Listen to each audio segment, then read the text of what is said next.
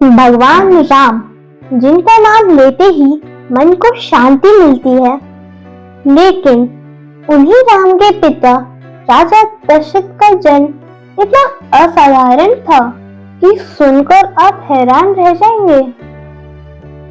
जय श्री राम दोस्तों, मेरा नाम है आर्या और आज मैं आपको सुनाने जा रही हूँ दशरथ जी के जन्म की एक अद्भुत और एक अनोखी कथा। इस कहानी को ध्यान से सुनिए क्योंकि इसमें भक्ति, त्याग और भगवान के न्याय बहुत ही गहरा संदेश है।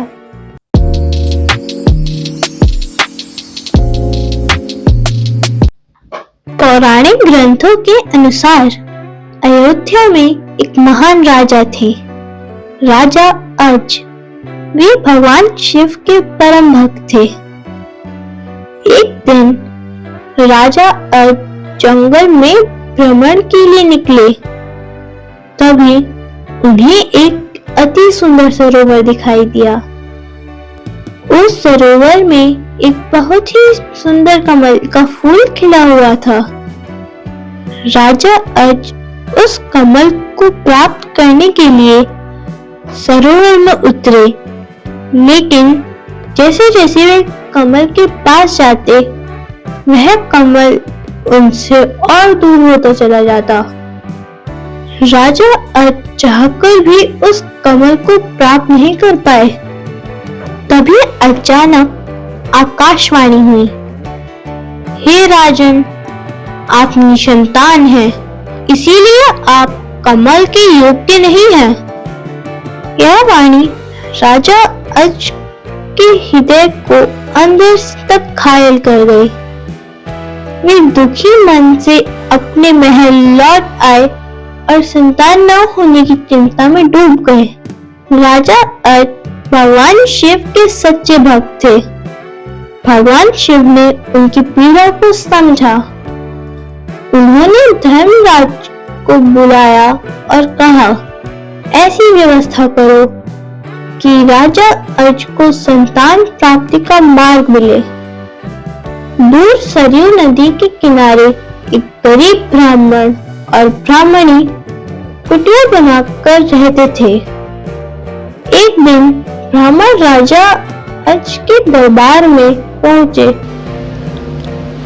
और अपनी दुर्दशा बताते हुए भिक्षा मांगी। राजा अर्ज ने उन्हें सोने की अशर्फियां देनी चाहिए, लेकिन ब्राह्मण ने मना कर दिया।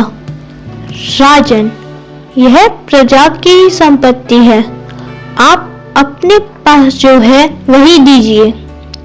राजा अपने गले का हार उतार दिया, पर ब्राह्मण ने वह भी स्वीकार नहीं किया। यह भी प्रजा का ही धन है। यह सुनकर राजा अर्ज बहुत दुख हुआ। उस शाम राजा अर्ज ने एक मजदूर के वेश धारण किया और नगर में निकल पड़े। वे एक लोहार के यहाँ पहुंचे और बिना अपना परिचय दिए पूरी रात लोहे पर हथौड़ा चलाया। सुबह होने पर उन्हें मजदूरी में सिर्फ 1 टका मिला। राजा अर्ज वह 1 टका ब्राह्मण के घर पहुंचा देते हैं, पर वहां ब्राह्मण नहीं होता। वे टका ब्राह्मण की पत्नी को दे देते हैं और कहते हैं, यह ब्राह्मण को दे देना। जब ब्राह्मण आया, उसने वह टका जमीन पर फेंक दिया और तभी एक चमत्कार हुआ। जहां टका गिरा वहां गड्ढा बन गया। खोदने पर सोने का एक रथ निकला और वह आकाश की ओर चला गया, फिर दूसरा, फिर तीसरा। इस प्रकार 9 सोने के रथ आकाश में विलीन हो गए।